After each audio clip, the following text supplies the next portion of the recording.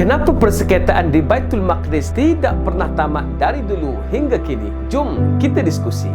Tahukah anda penguasaan Baitul Maqdis sering bertukar tangan antara Kristian, Islam dan Yahudi sejak dahulu lagi sampai sekarang. Palestin adalah tempat yang menjadi tumpuan bagi ketiga-tiga agama samawi ini. Ada masanya Islam menguasai Baitul Maqdis, di masa lain pula Kristian menguasainya. Kini ia berada di tangan Zionis. Betapa dinamiknya hal berkaitan dengan Baitul Maqdis ini. Pada tahun 637 Masihi, tentera Islam di zaman Umar Al-Khattab berjaya mengambil alih Jerusalem dari penguasaan Byzantium yang beragama Kristian. Khalifah Umar bin Al-Khattab datang ke Baitul Maqdis untuk menerima penyerahan dari pihak Kristian.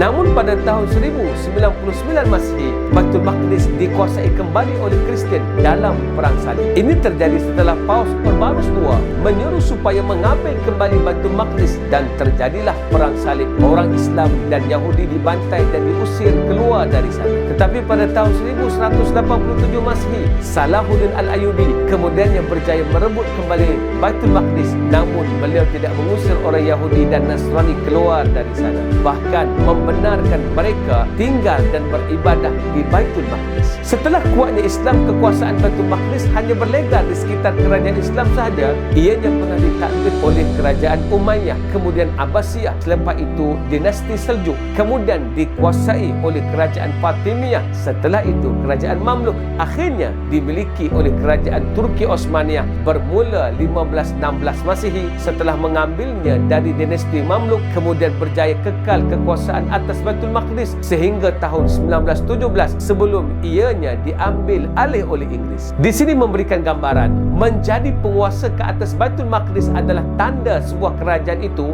berada di kemuncak kuasa dunia. Sebab itulah persengketaan di Baitul Maqdis tidak akan pernah tamat kerana ianya berkaitan dengan penguasaan. Siapa yang menguasai Baitul Maqdis, ia adalah penguasa dunia pada masa itu. Kini Baitul Maqdis jatuh ke tangan Yahudi bermula dari tahun 1948 hingga kini, menandakan Yahudi sedang menguasai dunia pada masa ini. Jika dihitung penguasaan Zionis kepada Palestin dari tahun 1948 hingga kini, ia hanyalah baru sekitar 73 tahun. Tandanya Yahudi belum berjaya mengukuhkan kedudukan penguasaan mereka. Sedangkan jika dibandingkan penguasaan Osmaniyah sahaja, tidak termasuk penguasaan dinasti Islam yang lain, Osmaniyah berkuasa ke atas Palestin selama 401 tahun. Fakta ini memberikan gambaran penguasaan ke atas Baitul Maqdis adalah satu status kepada penguasaan dunia. Jika kita perhalusi, sebenarnya Allah ingin memberikan kita satu pengajaran. Nak tahu kedudukan umat Islam kini berada di tahap mana? Sila perhatikan kepada penguasaan Baitul Maqdis. Melihat saja Baitul Maqdis kini, kita sudah tahu umat Islam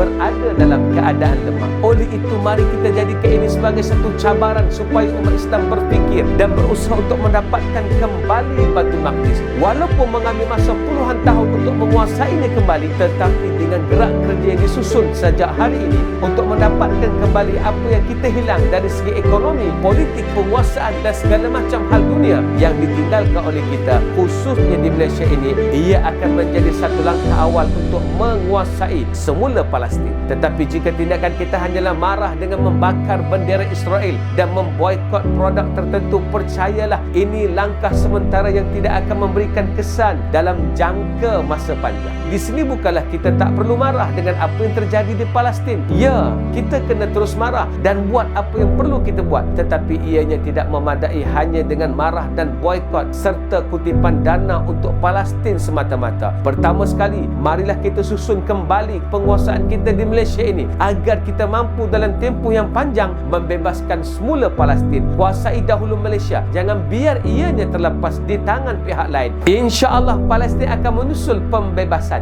Jika kita asyik bertanya bilakah pertolongan Allah akan sampai, Allah sudah pun menjawab. Mata nasrullah, ala inna nasrallahi qarib. Bilakah pertolongan Allah akan sampai? Ketahuilah pertolongan Allah itu sangat hampir. Al-Baqarah 214. Jika kita inginkan pertolongan Allah yang hampir itu sampai kepada kita, maka caranya, jom kita terus kuat untuk transformasikan penguasaan kita di sini dahulu. Barulah selepas itu Palestin akan berjaya kita bebaskan semula. Ingat, penguasaan semula Palestin tanda Islam berada di kemuncak kuasa. Mari kita usahakannya. Assalamualaikum.